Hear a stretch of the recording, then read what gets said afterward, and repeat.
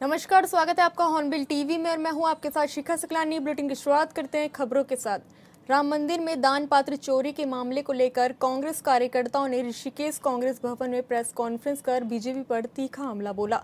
कांग्रेस राष्ट्रीय प्रवक्ता आलोक शर्मा ने कहा कि धार्मिक आस्था से जुड़े राम मंदिर जैसे पवित्र स्थान पर दान पात्र में चोरी होना बेहद दुर्भाग्यपूर्ण है। कांग्रेस का आरोप है कि सरकार मामले को दबाने की कोशिश कर रही है। भारतीय जनता पार्टी और आरएसएस स्वतंत्रता सेनानियों की और शहीदों की भूमि रही है। आज पूरा ऋषिकेश में जो हमारा कांग्रेस का परिवार है, दोनों जिला अध्यक्ष, शहर अध्यक्ष, हमारे पूर्व प्रत्याशी, पूर्व मेयर, सभी साथी यहाँ पर हैं। आज हमने जो पत्रकार वार्ता के माध्यम से बात की, उसमें सीधा हमने राम मंदिर में जो डकैती हुई और जिस तरह से बद्री विशाल में तमाम चीज़ें सामने आ रही हैं, उनको उत्तराखंड की जनता के सामने रखा है कि इस डकैती में पूरी तरह से आज भी जो डकैत हैं, जो चोर हैं, लुटेरे हैं, उनको बचाने का प्रयास किया जा रहा है। हम चाहते हैं कि राम मंदिर ट्रस्ट तुरंत प्रभाव से भंग हो, सुप्रीम कोर्ट के किसी सिटिंग जज के तत्वाधान में जांच आगे बढ़े, मोदी जी मुंह खोलें। जिस तरह से बद्री विशाल में तमाम आरोप लगे हैं, ये एसआईटी और जांच कमेटी का खेल बंद हो, द्विवेदी जी को तुरंत प्रभाव से वहां से हटाया जाए। धामी साहब, तुरंत द्विवेदी जी को वहां से हटाइए और एफआईआर दर्ज कीजिए। एफआईआर नहीं करेंगे तो धामी जी, आप भी इसका मतलब बद्री विशाल में जो चोरी हुई है, जो आरोप सामने आ रहे हैं, आप उनको बचाना चाहते हैं। प्रदेश सरकार एक बार फिर जन जन की सरकार जन जन के द्वार अभियान शुरू करने जा रही है, जिसको लेकर बीजेपी विधायक सुरेश सिंह चौहान ने कहा कि इसका उद्देश्य आम लोगों की छोटी छोटी लेकिन अहम समस्याओं का मौके पर समाधान करना है। उन्होंने कहा कि पिछली बार भी इस अभियान से हजारों लोगों को सीधा लाभ मिला था और इस बार भी सरकार प्रशासन के साथ मिलकर जनता के बीच पहुंचेगी। विधायक ने कहा कि प्रधानमंत्री नरेंद्र मोदी के अंतिम पंक्ति में खड़े व्यक्ति तक विकास पहुंचाने के संकल्प को मुख्यमंत्री पुष्कर सिंह धामी आगे बढ़ा रहे हैं। उन्होंने कहा कि कई लोग छोटी छोटी समस्याओं को लेकर कार्यालयों के चक्कर लगाते रहते हैं, लेकिन इस अभियान के माध्यम से उनकी समस्याओं का त्वरित समाधान सुनिश्चित किया जाएगा।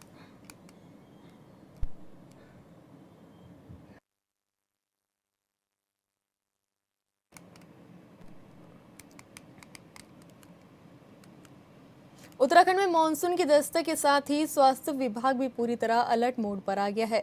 देहरादून के मुख्य चिकित्सा अधिकारी डॉक्टर मनोज कुमार शर्मा ने मानसून सीजन के दौरान सरकारी अस्पतालों और स्वास्थ्य केंद्रों की तैयारियों को लेकर महत्वपूर्ण जानकारी साझा की। सीएमओ ने कहा कि बरसात के मौसम में जिन संवेदनशील इलाकों या मार्गों के बाधित होने की आशंका रहती है, वहां के लिए चिकित्सकों और मेडिकल स्टाफ की विशेष टीमों को 24 घंटे अलर्ट रहने के निर्देश दिए गए हैं, ताकि आपातकालीन स्थिति में तुरंत स्वास्थ्य सुविधाएं पहुंचाई जा सके। इसके साथ ही मानसून के दौरान पैर पसारने वाली बीमारियों जैसे डेंगू और मलेरिया से निपटने के लिए भी जिले में पुख्ता इंतजाम किए गए हैं। अस्पतालों में आइसोलेशन वार्ड से लेकर जरूरी दवाओं और फॉगिंग को लेकर सख्त गाइडलाइन जारी की जा चुकी है। फोटो भेजनी है मुझे साहब के यहाँ, वो निकल वाले। और देखिए, मानसून को लेकर के पूर्व में निर्देश सभी अस्पतालों को दिए जा चुके हैं कि अपने यहाँ पर्याप्त दवाइयों का भंडारण वो कर लें, क्योंकि कई बार रोड ब्लॉकेज हो जाती है तो दवाई की व्यवस्था करने में दिक्कत होती है। और इसके अलावा हमने ये भी था, जो गर्भवती माताएं हैं जहाँ पे, और ऐसी आइडेंटिफाई की थी, लगभग 47 ऐसी गर्भवती आइडेंटिफाइड की थी जो कि ऐसे एरिया में रहती हैं जहाँ पे कि रोड ब्लॉकेज होने की संभावना रहती है। तो उसमें लगातार हम यहाँ से भी कॉलिंग कराते हैं, ब्लॉक लेवल से भी कॉलिंग कराते हैं। और 47 में से अभी तक 13 के प्रसव जो है वो हो चुका है। तो सबको निर्देश दिए गए हैं कि एक हफ्ते पूर्व जो है उनको, जहाँ की रोड ब्लॉकेज की संभावना, एक हफ्ते पूर्व उनको जो बता दिया जाए कि वो अस्पताल में आके भर्ती हो जाएँ जहाँ पर उनकी डिलीवरी होनी है, या वो अपनी रिश्तेदार या अपने संसाधनों से वहाँ पर आकर के रुक सकते हैं, ताकि ऐसे समय पे जब उनको लेबर पेन होता है या डिलीवरी का समय आता है तो कोई उनको परेशानी ना हो। तो ये सबको निर्देश दिए चुके हैं और उस संबंध में कार्रवाई भी चल रही है। ऐसी जो कुछ क्रॉनिक इलनेस वाले जो लोग हैं, जिनको लगातार डायलिसिस की आवश्यकता है, या जो रेगुलर, जिनको नियमित रूप से चिकित्सालय में आना पड़ता है, उनके लिए भी बोला गया था कि भाई उनको भी आइडेंटिफाई करते हुए ये प्रशासन की और चिकित्सा विभाग की सामूहिक जिम्मेदारी है कि उनको जो है कैसे वहाँ पे समय से लाया जाए ताकि उनका चिकित्सा जो है किसी प्रभावित ना हो। तो उसका कोऑर्डिनेशन लगातार एसडीएम लेवल पे भी और हमारे एमएससी लेवल पे हो रहा है। अभी तक कोई ऐसी परेशानी कोई देखने को नहीं मिली है। इस खबर पर ज्यादा जानकारी के लिए संवाददाता योगेश आर्य हमारे साथ जुड़ चुके हैं। योगेश, उत्तराखंड में मानसून को लेकर स्वास्थ्य विभाग पूरी तरह अलर्ट मोड पर आ गया है। ऐसे में क्या कुछ तैयारियां विभाग द्वारा की गई है? उत्तराखंड में मानसून की दस्तक के साथ ही स्वास्थ्य विभाग भी पूरी तरह अलर्ट मोड पर है और देहरादून के मुख्य चिकित्सा अधिकारी डॉक्टर मनोज कुमार शर्मा ने मानसून सीजन के दौरान ही जितने भी तमाम जो सरकारी अस्पताल हैं, स्वास्थ्य केंद्र हैं, उनकी तैयारियों को लेकर महत्वपूर्ण जानकारी भी दी है। उन्होंने बताया कि किस तरह की तैयारियां जो है स्वास्थ्य विभाग ने की है। बरसात के मौसम में जिन संवेदनशील इलाकों या मार्गों के बाधित होने की आशंका रहती है, वहाँ के लिए चिकित्सकों को और मेडिकल स्टाफ की विशेष टीमों को 24 घंटे अलर्ट रहने के निर्देश उनके द्वारा दिए गए हैं। इसके साथ साथ जो आपातकालीन स्थिति है उससे निपटने के लिए तुरंत सुविधाएं जो है वो स्वास्थ्य से वो पहुंचाई जा सके। इसके साथ ही मानसून के दौरान पैर फंसाने वाली बीमारियां हैं जिनकी बात की जाए तो उसमें डेंगू, मलेरिया और उससे निपटने के लिए जिले के विस्तार इंतजाम जो है द्वारा किए गए हैं और अस्पतालों में आइसोलेशन वार्ड से लेकर जरूरी दवाइयां हो, फॉगिंग की व्यवस्था हो, इसको लेकर के लगातार जो है किए जा रहे हैं। उसका गाइडलाइन भी जो है उसको लेकर उसकी तमाम जानकारी दी गई है और डीसी के माध्यम से भी सभी डॉक्टर्स को निर्देशित किया है कि वो अपने यहाँ पर इन चीजों को लेकर तमाम व्यवस्था रखें। जी योगेश, मानसून में डेंगू और मलेरिया का खतरा बढ़ जाता है। ऐसे में स्वास्थ्य विभाग द्वारा क्या कुछ गाइडलाइन जारी की गई है?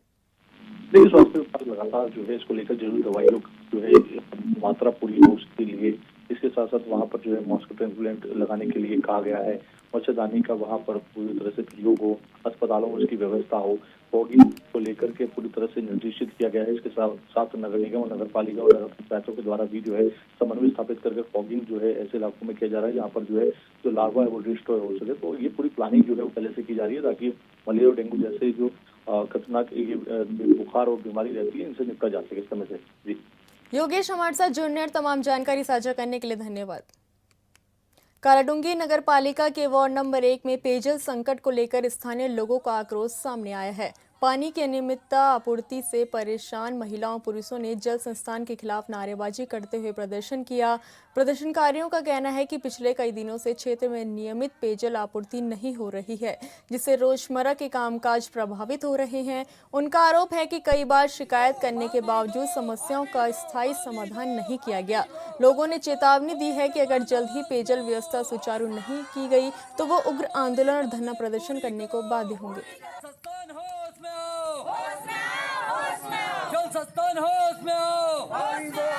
वार्ड नंबर 1 छोटी हल्द्वानी के क्षेत्र है। ये पूर्व में ग्रामीण क्षेत्र था। इसमें ग्रामीण योजना के तहत जो है जल जीवन मिशन के अंतर्गत पाइपलाइनों का निर्माण किया गया है, जिसमें 55 लीटर प्रति व्यक्ति के हिसाब से पेयजल की आपूर्ति की जानी है। इस क्षेत्र में भी जो है परिवेश लोगों का शहरी परिवेश की तरह हो चुका है, जहाँ पर खर्चे बहुत हैं और इसके लिए जो यहाँ पानी की व्यवस्था की जाती है। कालाडूंगी में जो गौरपुर के पास नलकूप है, डाक बंगले में इसका ओवरहेड टैंक है, यहाँ से पेयजल आपूर्ति की जाती है और प्रतिदिन शाम को 3 बजे से 6 बजे तक यहाँ पर पेयजल आपूर्ति की जाती है। बीच में समस्या आई थी विद्युत व्यवधान की वजह से, क्योंकि पानी का सोर्स जो है विद्युत पर आधारित है, इसलिए जो है पेयजल की समस्या कभी कभार बीच में हो जाती है।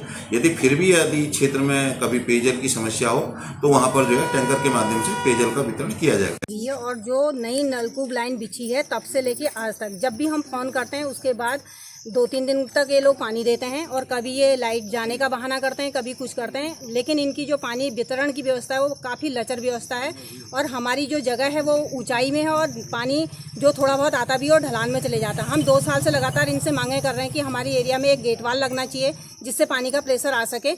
हम ना ही ये हमें गेट वाल लगा के दे रहे हैं और ना ही हमारे वहाँ को पानी की व्यवस्था सही कर रहे हैं। हम 3-3, 4-4 दिन से बिना पानी के रह रहे हैं, गुलों का पानी यूज करने के लिए मजबूर हैं और अब बरसात का टाइम है तो बरसात के टाइम में गुलों का पानी भी गंदा आ रहा है, तो इसलिए हमें ये कदम उठाने पड़ रहे हैं। कृपया हमारी मांगे सुनी जाए। यदि ऐसा नहीं होता है तो हमारे वहाँ से जो पेयजल लाइन छोटी हल्द्वानी को गई है हम इसको बाधित करेंगे और जिसकी पूर्ण जिम्मेदारी उच्च अधिकारियों की, जेई की और जो पानी वितरण कर रहे हैं उनकी हो।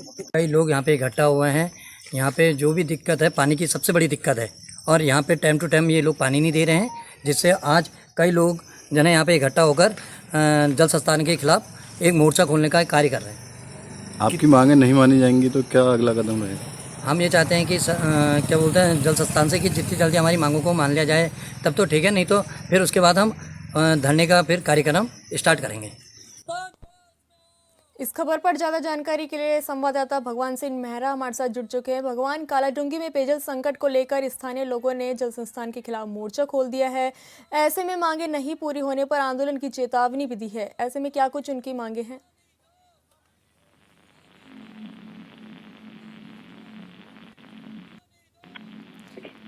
भगवान, आपको आवाज आ रही है?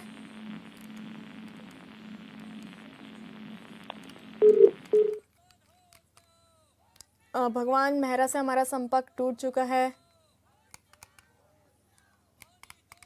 प्रदेश कांग्रेस कमेटी ने पिथौरागढ़ के 3 नेताओं को अनुशासनहीनता करने पर पार्टी से निष्कासित किया।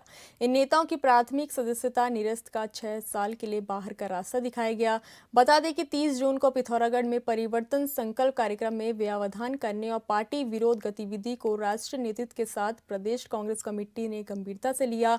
पिथौरागढ़ के पूर्व जिला अध्यक्ष महेंद्र लूंठी, पूर्व महिला जिला अध्यक्ष भावना नगरकोटी और दीपक लूंठी को पार्टी विरोधी गतिविधियों के चलते 6 साल के लिए पार्टी की प्राथमिक सदस्य से निष्कासित किया गया है। उत्तराखंड कांग्रेस ने बड़ी कार्रवाई करते हुए 3 नेताओं को तत्काल प्रभाव से निष्कासित कर दिया है। आपको बता दें कि अनुशासनहीनता के चलते यह बड़ा कदम भी उठाया गया है और ऐसे में पिथौरागढ़ में जब परिवर्तन संकल्प यात्रा चल रही थी, इस दौरान ये देखा गया कि 3 नेताओं के नाम इसमें शामिल थे, जिनको कहा गया कि ये तीनों ही पार्टी विरोधी गतिविधियों में शामिल थे और ऐसे में एक बड़ा हंगामा भी उस दौरान देखने को मिला था। कांग्रेस के प्रदेश अध्यक्ष भी उस दौरान, गणेश गोदियाल उस दौरान मंच पर थे, तमाम बड़े नेता उस दौरान मंच पर थे। उस टाइम ये विरोध के आभास भी देखने को, विरोध के स्वर भी देखने को नजर आए थे, जिसके बाद कांग्रेस ने बड़ी कार्रवाई की है। दरअसल ये 3 नेताओं के नाम भी इस लिस्ट में शामिल हैं, जिनको जो है निष्कासित किया गया। इसमें पूर्व जिला अध्यक्ष महेंद्र लूंठी है, पूर्व महिला जिला अध्यक्ष भावना नारकोटी है और दीपक लूंठी। इस समय 3 ये नेता हैं जिनको 6 साल के लिए पार्टी की सदस्यता से निष्कासित कर दिया गया है। यानी कि कहा जा सकता है कि कांग्रेस पार्टी ने ये एक बड़ा फैसला लिया है और उस दौरान बड़ी कार्रवाई भी देखने को मिली है। हॉर्नबिल टीवी के लिए देहरादून से विशाल।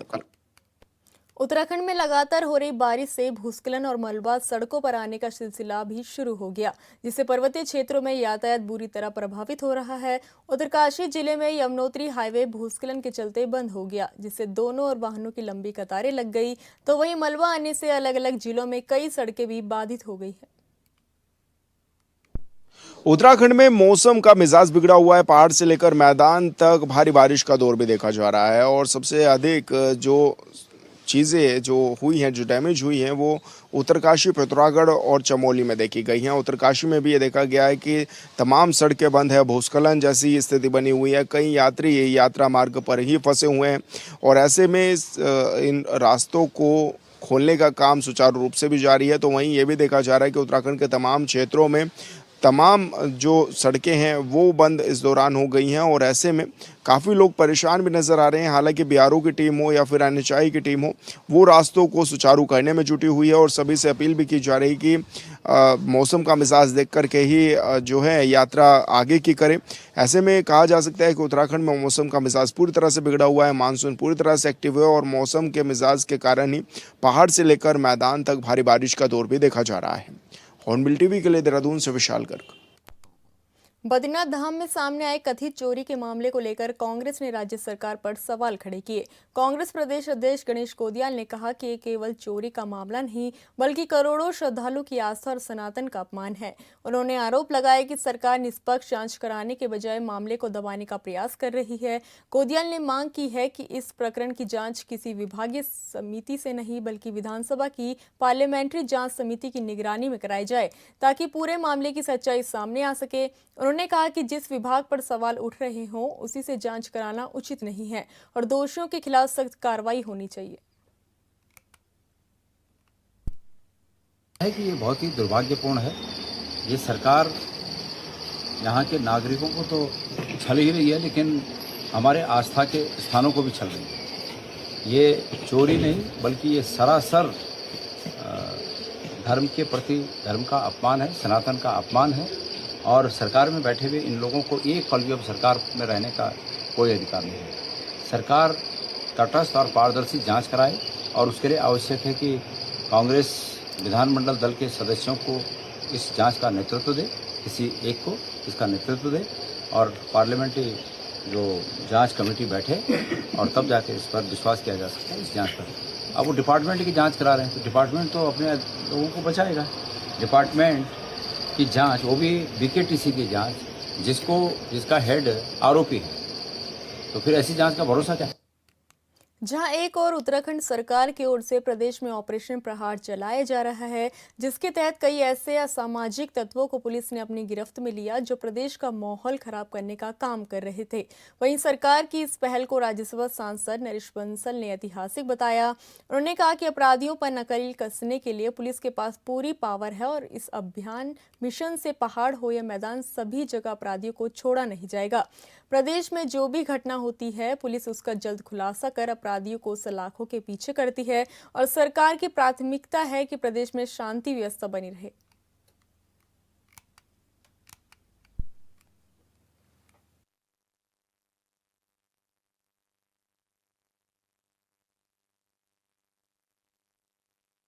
लेकिन इस तरह की अपराधियों पर खौफ क्यों नहीं बन पा रहा है? सरकार कहाँ फेलियर है?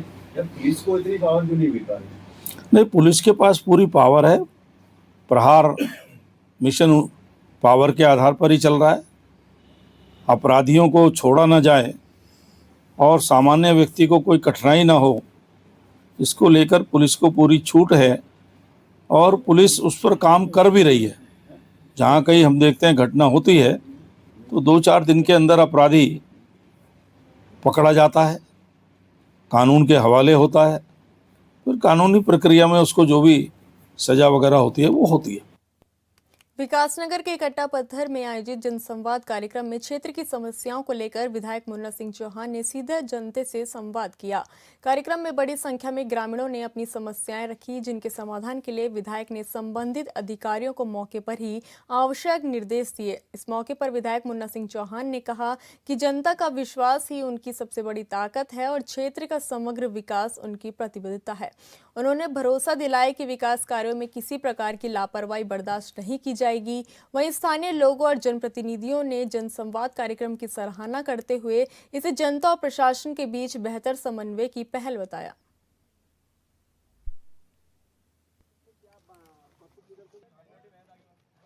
बहुत रमणीक है, विकास की बहुत संभावनाएं है।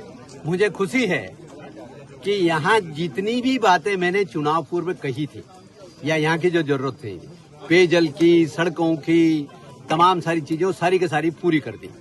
यहाँ तक कि बिजली का फीडर था सेपरेट, वो सेपरेट कर दिया। लगभग सब पूरा हो गया और बाकायदा यात्रा रूट पे भी कट्टापत्थर आज एक प्रमुख रूप से एक स्टेशन बन गया, जिससे रोजगार का भी बहुत सृजन हुआ है। मुझे बहुत खुशी है और यहाँ के विशेष रूप से नौजवानों से मुझे बड़ी उम्मीद है। यहाँ के नौजवान बहुत उद्यमी हैं, बहुत रचनाशील है। वो कोई हमसे कोई नौकरी नहीं मांगते, बस वो कारोबार के अवसरों के विकास की बात करते हैं। तो ये बड़ी अच्छी बात है। तो बहुत अच्छा लगा। कुछ यहाँ पे आवागमन की कुछ दिक्कतें थी, कुछ इधर भी जैसे लोगों की निजी जमीनें, वो ये सिंचाई विभाग का हमारा जो अहाता है, यहाँ से आवागमन के कुछ इशूज थे। तो उसमें अभी सिंचाई विभाग के अधिशासी अभियंता महोदय, उनके सहायक अभियंता, उनके अवर अभियंता सब साथ हैं। तो उसको भी हमने एक म्यूचुअल कंसल्टेशन से उसका भी एक रास्ता निकाला है कि वाहनों वगैरह का प्रवेश तो अंदर वर्जित रहेगा, लेकिन आने जाने के लिए एक छोटा सा गेट भी बनाया जाएगा और थोड़ा सा एक सीढ़ी नुमा बना करके, ताकि पशु वगैरह भी टप जाएं। और इस तरीके की अभी भाई साहब ने आपने एक वो कहा था, तो उसके लिए भी मैंने कुछ आवश्यक ग्रामीणों ने सुझाव दिए, उसमें भी विभाग वाले कार्रवाई करेंगे। नैनीताल में सुप्रसिद्ध मां नंदा सुनंदा देवी महोत्सव आगामी 16 सितंबर से 23 सितंबर तक आयोजित होगा। महोत्सव को सफल बनाने के लिए समितियों का गठन किया गया है। महोत्सव को बड़ी धूमधाम से मनाए जाने के लिए राम सेवक सभा सदस्यों की बैठक आयोजित की गई, जिसमें महोत्सव से संबंधित सभी तैयारियों को लेकर गहन चर्चा की गई। श्री राम सेवक सभा की कार्यकारिणी की आज बहुत महत्वपूर्ण बैठक प्रस्तावित हुई और उसके बाद वो उसकी अध्यक्षता आदरणीय मनोज शाह और संचालन महासचिव श्री जगदीश बवाड़ी जी द्वारा किया गया। और इस बैठक में महत्वपूर्ण ये रहा कि नंदा देवी महोत्सव 2026 आयोजित किया जाएगा, जिसका आयोजन श्री राम सेवक सभा 1926 से लगातार करती आ रही है। और उससे पूर्व 1903 में श्री राम सेवक सभा से पूर्व स्वर्गीय श्री मोतीराम साजी द्वारा नैनीताल में नंदा देवी महोत्सव का आयोजन लगातार किया जाता रहा। और इसमें ये महत्वपूर्ण निर्णय भी आज लिया गया कि पंचांग के अनुसार और जो हमारे पुरोहित हैं उनके राय के अनुसार इस वर्ष नंदा देवी महोत्सव 16 सितंबर से आयोजित किया जाएगा। और 19 तारीख को भाद्रपद की जो अष्टमी है उस दिन ब्रह्म मुहूर्त में मां नंदा सुनंदा की मूर्तियां स्थापित की जाएंगी। और ये जो महोत्सव है वो 23 तारीख तक लगातार चलेगा, जब 23 तारीख को मां के डोले का नगर भ्रमण होगा। साथ ही जो आज ये महत्वपूर्ण निर्णय भी लिया गया कि इस पूरे महोत्सव के लिए 22 उप समितियाँ बनाई गई हैं। और इसके अलावा जो हमारा श्री रामलीला महोत्सव है उसके संबंध में भी बहुत महत्वपूर्ण निर्णय लिया गया है। और वो भी इस वर्ष जो है पूरी भव्यता के साथ मां नंदा सुनंदा का महोत्सव के साथ रामलीला महोत्सव भी इस वर्ष मनाया जाएगा। पर्यटन नगरी मसूरी में रविवार देर रात शराब के नशे में धुत एक युवती ने मॉल रोड से लेकर लाइब्रेरी पुलिस चौकी तक जमकर हंगामा किया। युवती की ओर से पुलिसकर्मियों से अभद्रता, गाली गलौज और हंगामे का वीडियो सोशल मीडिया पर वायरल हुआ, जिसके बाद पुलिस की कार्रवाई पर सवाल उठने लगे। मामले में कोतवाल देवेंद्र चौहान ने कहा कि युवती नशे की हालत में थी और उसके साथ मौजूद युवकों ने ही पुलिस से मदद मांगी थी। पुलिस ने युवती को चौकी लाकर समझा और स्थिति सामान्य होने पर उसे सुरक्षित घर भेज दिया।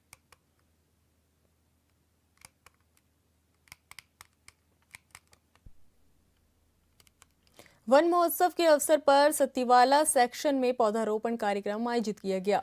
इस दौरान पर्यावरण संरक्षण और हरित क्षेत्र बढ़ाने के उद्देश्य से विभिन्न प्रजातियों के फलदार और छायादार पौधे लगाए गए। कार्यक्रम में मौजूद जनप्रतिनिधि और वन विभाग के अधिकारियों ने लोगों से अधिक पौधे लगाने और उनकी देखभाल करने का आह्वान किया। उन्होंने कहा कि पौधारोपण केवल औपचारिकता नहीं बल्कि आने वाली पीढ़ियों के लिए स्वच्छ और सुरक्षित पर्यावरण सुनिश्चित करने का संकल्प है।